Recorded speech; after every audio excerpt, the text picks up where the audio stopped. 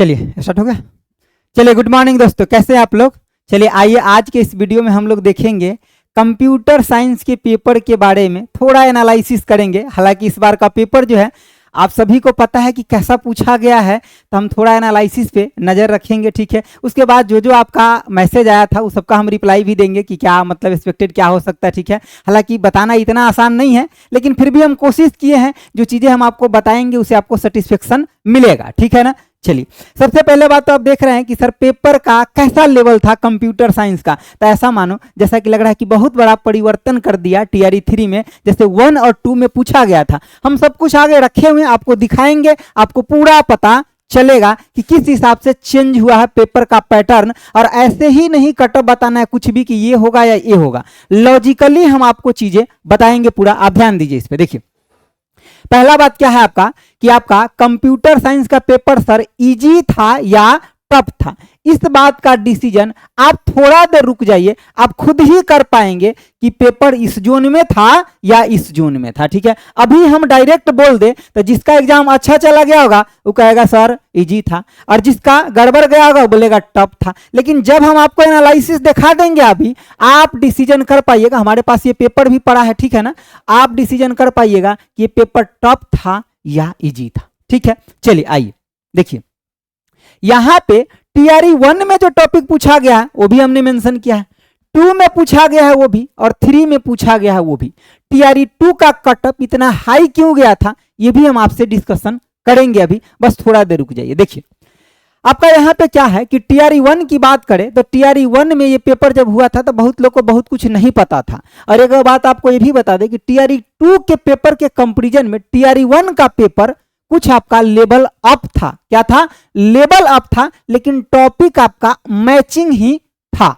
जैसे कि आपका क्या क्या पूछा गया था, तो हिस्ट्री ऑफ कंप्यूटर से आपका पूछा गया था एक क्वेश्चन, ऑपरेटिंग सिस्टम से पहले 2 क्वेश्चन पूछा गया था, सॉफ्टवेयर से आपका 2 क्वेश्चन पूछा गया था, बेसिक प्रोग्रामिंग से आपका लॉन्गेस्ट से 4 पूछा गया था, उप से देखिए 1-2 आगे पीछे भी हो सकता, मतलब अप्रोक्स ये चीजें है। हो सकता है कि किसी टॉपिक में एक क्वेश्चन ज्यादा एक क्वेश्चन कम हो सकता है, ठीक है ना, ये डिस्ट्रीब्यूशन के आधार पर है। उसके बाद देखिए डिजिटल इलेक्ट्रॉनिक्स से आपका 6 पूछा गया था, कंप्यूटर ऑर्गेनाइजेशन से भी आपका क्वेश्चन पूछा गया था, नेटवर्किंग से आपका क्वेश्चन पूछा गया था, डेटा स्ट्रक्चर से आपका सबसे ज्यादा क्वेश्चन जो है डेटा स्ट्रक्चर से पूछा गया था। उसके बाद C++ से क्वेश्चन पूछा गया था, फिर डेटाबेस से, और फिर उसके बाद आपका मिसलेनियस से। तो मतलब इस रेंज में आपका था जहां सबसे ज्यादा लोग फोकस किया वो किसी बात पे, तो डेटा स्ट्रक्चर और आपका कहां C++ पे, प्रोग्रामिंग पे। पाइथन का यहां भी कोई चर्चा नहीं है जहां तक आप देख पा रहे हैं। समझ गए बातों को। अब दूसरी बात हम टीआरई 2 को देख रहे हैं, कटअप क्यों हाई गया, क्यों?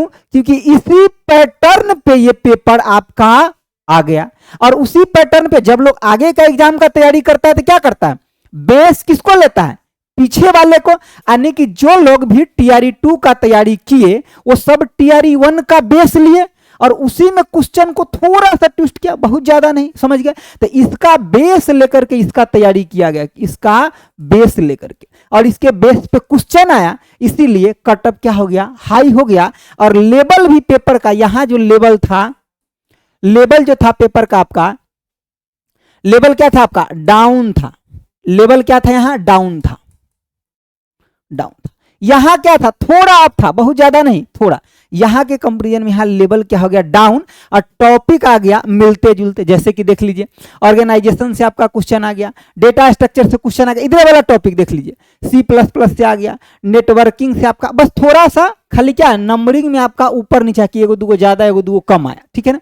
देखिए उसके बाद आपका डेटाबेस से भी आ गया, डिजिटल इलेक्ट्रॉनिक्स से नो डाउट थोड़ा यहाँ पे बढ़ गया था, लेकिन डिजिटल इलेक्ट्रॉनिक्स से क्वेश्चन जो बढ़ा था वो सिर्फ प्रॉपर्टी बेस्ड क्वेश्चन बढ़ा था, इसीलिए मैक्सिमम क्वेश्चन लोगों को टीआरई 2 में यहाँ पे बन गया था। क्या हुआ था, बन गया था, ठीक है ना। खाली इसके बेसिक प्रॉपर्टी पे क्वेश्चन वेरिएशन किया था। यहाँ पे हिस्ट्री ऑफ जनरेशन से क्वेश्चन आ गया, सॉफ्टवेयर से आपका 9 क्वेश्चन आया था, लगभग 8-9 क्वेश्चन, या 7 से 9 के बीच में आप ले सकते हैं, ठीक है। ऑपरेटिंग सिस्टम से वो जहां आपका विंडो के बारे में जनरली पूछा गया था, ठीक है ना, रियल टाइम ऑपरेटिंग सिस्टम ये सब, ठीक है। कंप्यूटर मेमोरी से आपका अच्छा खासा क्वेश्चन आ गया था, फंडामेंटल से आया था, मिसलेनियस जो कुछ इधर उधर नहीं पता चलता उसको मिसलेनियस में डाल देते, समझ गए बातों को। तो ये था, यहाँ का लेवल क्या था आपका, इस पेपर का लेवल इजी था, समझ गए बातों। लेकिन यहां देखिए टीआरई 3 में क्या चेंजमेंट आया है जो आपको बहुत चीज के ऊपर इफेक्ट डालेगा, कटअप के ऊपर हो चाहे टफनेस के ऊपर हो, बहुत चीज के ऊपर इफेक्ट डालेगा। हम आपसे एक साधारण प्रश्न पूछते हैं, समझिए इधर देखिए। हम आपको 10 गो प्रश्न दिए जिसमें 10 इजी है, आप क्या करिएगा 10 बना दिए, कहिएगा मार्क्स 100% ले आए। दूसरी तरफ हम 10 गो क्वेश्चन दे दिए, टप कर दिए, उसमें से आपको 3 गो बना, 4 गो बना। अब समझ जाइए कि उसका कटअप कितना 10 रखते तो यो पार कर गया लोग, अब इसका 4 रख देंगे, बहुत लोग 3 नहीं पास कर रहा। मैटर समझ रहे हैं ना, ये चीज है। अब यहां देखिए बढ़ क्या गया भाई, यहां पे आपका उप से 2 क्वेश्चन, 2 या 3 क्वेश्चन लगभग दिखा, ठीक है। यहां जावा से प्रश्न बढ़ गया, आईओटी से जो कहां पढ़ते स्टेट में, और स्टेट की तैयारी करने समय ध्यान रखिएगा, लोग क्या कहते हैं ना, अरे कटअप ही तो पार करना है, इसीलिए ऊपर ऊपर से पढ़ लेते हैं, बहुत ज्यादा डीप में नहीं पढ़ते, ज्यादातर लोग की बात कर रहे हैं हम, ठीक है ना। और उधर से ननटेक वाला भी पार्ट पढ़ करके सोचता है किसी तरह से हमें मतलब मार्क्स ले आना इतना कि हम कटअप पार कर जाए, ठीक है। तो इसीलिए इन टॉपिक पर बहुत ज्यादा डीप में लोग नहीं जाते हैं कई बार। और यहाँ जो क्वेश्चन पूछा गया था वो डीप से पूछा गया था।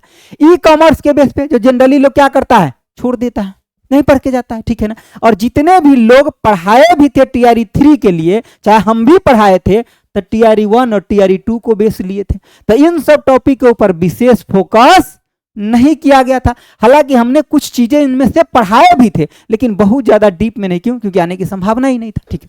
उसके बाद देखिए एआई से भी आपका 2 क्वेश्चन है, सॉफ्टवेयर इंजीनियरिंग से 5 लगभग क्वेश्चन आ गया आपका, समझिए कितना, लगभग 5 क्वेश्चन आ गया, जो पूरा इधर उधर कर दिया। लोग सॉफ्टवेयर इंजीनियरिंग को जनरली क्या करते हैं, स्किप कर देते, कहते क्वेश्चन तो इधर आया ही नहीं, इधर टॉपिक ही नहीं, 1 में नहीं दिखने के लिए, नहीं 2 में देखने के लिए मिला, इस बेसिस पे आपका काम कर देते हैं लोग। उसके बाद देखिए डीबीएमएस से आपका क्वेश्चन आया, ठीक है, नेटवर्किंग से आपका क्वेश्चन आया, एल्गोरिथम से देखिए लगभग 6-7 क्वेश्चन आया, जैसे कि डिवाइड एंड कनकर हो गया, मर्ज हो गया, सॉर्ट हो गया, इन सब से क्वेश्चन आया। और ये टॉपिक बहुत कंफ्यूजन होता है, ये टॉपिक में बहुत ज्यादा कंफ्यूजन रहता है, और एक वो क्वेश्चन भी इसका दिया गया है वो भी आपका गलती दे दिया है ऑप्शन, समझ गए। तो ये सब मिला करके क्या कर रहा है, इसको भारी ही तो बना रहा है, भारी ही बना रहा है ना। उसके देखिए ऑपरेटिंग सिस्टम से यहाँ 11 को क्वेश्चन धर दिया, 10-11 को क्वेश्चन धर दिया। उसके बाद डाटा स्ट्रक्चर से ये क्वेश्चन था। उसके बाद डिजिटल आपका सर्किट से या कंप्यूटर ऑर्गेनाइजेशन से आपका मिला करके लगभग 15 से 17 क्वेश्चन था, ठीक है। मिसेलेनियस से आपका 3 से 5 के आसपास मान सकते। देखिए अब इसमें और इसमें कितना सिमिलरिटी था, बहुत ज्यादा सिमिलर था। अब यहां क्या कर दिया, सबको उठा पटक कर दिया ना। अब ये जो उठा पटक जो हुआ है, इसके वजह से क्या लग रहा है आपको, जो लोग कटअप बता रहे हैं वही रहने का चांस है क्या, बिल्कुल नहीं मेरे भाई। ये सब इतना ज्यादा उठा पटक हुआ है, इसके हिसाब से अगर हमसे पूछिएगा तो हम कहेंगे क्वेश्चन मॉडरेट कम और हार्ड ज्यादा था, यानी कि टफ ज्यादा था। जब क्वेश्चन का आपको पते नहीं चल रहा है तो उसको हार्डे ना कहिएगा। जिसका पिछले बार जिससे भी पूछते थे कंप्यूटर साइंस में कितना नंबर है, जनरली लोग 60+ बोलते थे। इस बार जिससे पूछ रहे हैं, जिस पिछले बार जिसका नहीं हुआ था, 1-2 नंबर से छूट गया था, वो सीधे 40 के आसपास आ गए हैं।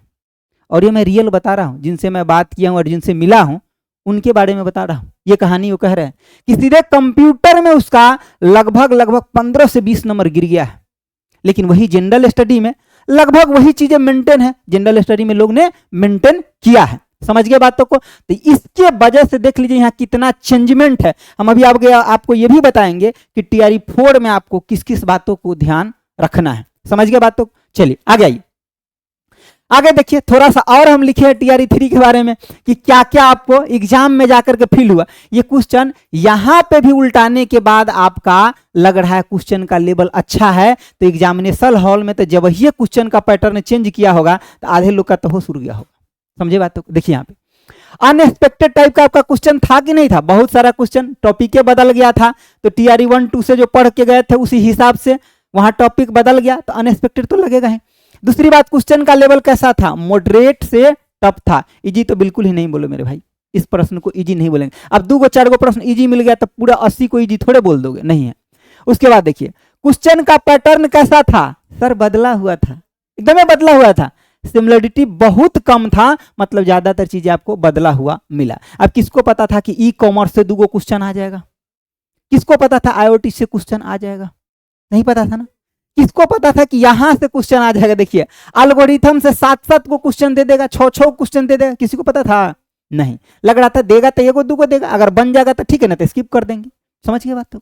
इसलिए उसके बाद देखिए टीआरई 1 और 2 से यहाँ बहुत बदला हुआ था पेपर, ये बात आपका सही है, ठीक है। और इस बार नन ऑफ दीज का भी इस्तेमाल कुछ ज़्यादा हुआ है और more than one of the above का। हालांकि अभी आंसर की नहीं आया है, ऑर्गेनाइजेशन का आने दीजिए। मैं ये तो मतलब जानता हूँ कि आप लोग कहीं ना कहीं से आंसर मिला लिए हैं, ठीक है। तो अभी हम इस क्वेश्चन का सॉल्यूशन इस वीडियो में बिल्कुल नहीं करा रहा हूँ, इसका सॉल्यूशन कैसे कराऊंगा मैं अभी आपको बताऊंगा, रुक जाइए अभी, देखिए हड़बड़ी नहीं है किसी बात का। अब देखिए यहाँ क्या है कि लॉन्गेज में तो सर 30 मार्क्स की बात था, ठीक है, तो क्वालिफाई करना है, सबको आ गया होगा, इसमें कोई डाउट नहीं, क्योंकि पेपर इजी था, वहीं पे बनने वाला था, ठीक है। देखिए दूसरी बात, कॉमन पेपर कैसा था? कॉमन पेपर को आप बोल सकते हैं पिछले बार के जैसा ही था, मतलब बोल सकते हैं ठीक ठाक था, मतलब न टफ था न इजी था, मतलब लगभग मिला जुला करके ठीक था। यहाँ अभी जिससे मैं बात किया हूँ, जिसको पेपर देखा हूँ, लगभग लोग का रिस्पॉन्स यही कि सर जैसा पिछले बार हुआ था लगभग उसी रेशियो में, किसी को एगो दूगो ज्यादा है, किसी को एगो दूगो कम है, ठीक है ना। तो ये लेके चल सकते हैं आप कि जनरली आपका 25 से 30, जो बच्चा ज्यादा अच्छा है जीएस में तो उसका 30 के आसपास है, और जो कम है वो 25 के आसपास है। तो लगभग ये रेंज आप लेकर के यहाँ से चले हैं लोग, कंप्यूटर साइंस का जो पेपर है उसके हिसाब से मैं बता रहा हूँ। दूसरी बात, यहाँ 80 नंबर ये जो है ना, ये पूरा खेल को गड़बड़ किया है, समझ गए बातों को। इसके ऊपर डिसाइड करेगा कि आपको कितना नंबर आया है, और मैं बता रहा हूं जो जनरली जो लोग हैं उनसे मैं बात किया हूं तो कितना इसमें स्कोर कर पा रहे हैं, ठीक है ना। देखिए ज्यादातर लोगों का यही कहना है कि सर इसमें 50% के अराउंड हमने स्कोर किया है। 50 जो अच्छा विद्यार्थी था, मैं अच्छा की बात कर रहा हूं, वो कह रहे हैं कि सर मैं 50% के अराउंड इसमें स्कोर किया हूं, मतलब 38 से लेकर के 42, 43, 45 तक में ज्यादा लोग है। किसी किसी को इसमें अगर बहुत ज्यादा बन गया हो, किसका जानते हैं? जो गेट का तैयारी कर रहा होगा ना, या गेट की तैयारी अच्छा किया होगा उसका। तो जो गेट की तैयारी कर रहा होगा मेरे भाई, उसका ये कॉमन पेपर बहुत ज्यादा अच्छा नहीं होता है, जनरली जो बात है, ठीक है ना। तो उसका कॉमन पेपर यहाँ पे थोड़ा सा लुढ़कने का भी चांस रहता है, ठीक है। देखिए अब यहाँ पे टीआरई 2 का जो टॉपिक था, और ये हम आपको बताए हैं पेपर का लेवल कैसा था, इजी था। तो कटअप आपका ये गया था, कटअप ये था पिछले बार का, ठीक है ना, पिछले बार का। लेकिन आप ऐसे मत अनुमान लगाइए कि सर यहाँ आपका 91 था, इसमें 5 को 10 को कम कर दीजिए, ऐसे पेपर का एनालिसिस नहीं कर सकते आप, ठीक है। यहाँ जिससे भी पूछते थे कंप्यूटर में कितना आया भाई, तो 60 से सब ऊपर ही बताता था, लगभग 60 से लेकर के 65 के आसपास लोग बताते थे इसमें कंप्यूटर में, कितना 60 से 65। लेकिन इस बार वाले में जिससे पूछ रहे हैं वो 40 से 45 बता रहे हैं, मतलब लोगों का 15 नंबर के आसपास या 20 नंबर के आसपास या किसी को 10 नंबर कम हुआ है कंप्यूटर में, और जनरल स्टडी का मार्क्स लगभग बरकरार है उसका, ठीक है। अब देखिए यहाँ पे मान लीजिए कि 90 नंबर कटअप गया है, तो किसी को अगर मान लीजिए कि जनरल स्टडी में अगर मतलब कॉमन पेपर में अगर किसी को 28 से लेकर के अगर 30 मार्क्स आया होगा, और कंप्यूटर में 60 से लेकर के 65 मार्क्स के बीच में अगर आया है किसी को लगभग, तो वो सब आपका क्या हो गया, सिलेक्ट हो गया, ठीक है। तो इस बार भी जनरल स्टडी में लोगों का मार्क्स कॉमन पेपर में यही बरकरार है, लेकिन यहां तो पूरा डाउनफॉल हो गया कि नहीं हो गया, यहां मार्क्स पूरा डिक्रीज कर गया लोगों का। तो यहां जो लोगों को ये डिक्रीज जो चीजें किया है, इसी के ऊपर कटअप आपका डिसाइड होगा, जहां तक मैं एनालिसिस कर पा रहा हूं पेपर को देखने के बाद। अब यहां देख लीजिए किसी को 15 से लेकर के और 20 मार्क्स तक भी घटा है पेपर में, 15 से 20 मार्क्स तक भी घटा है। अब समझ गए बातों को, तो आप कटअप का अनुमान खुद ही लगा लीजिए, ठीक है ना। कटअप का अनुमान आप खुद लगा सकते हैं। अगर इसके रेंज में आपका देखिए मेनली क्या है कि 25 से 30 के बीच में आपका कॉमन पेपर का मार्क्स है, तो लगभग ठीक मान सकते हैं। अगर अच्छा मार्क्स है 30 के आसपास है तो अच्छा मान सकते हैं, ठीक है।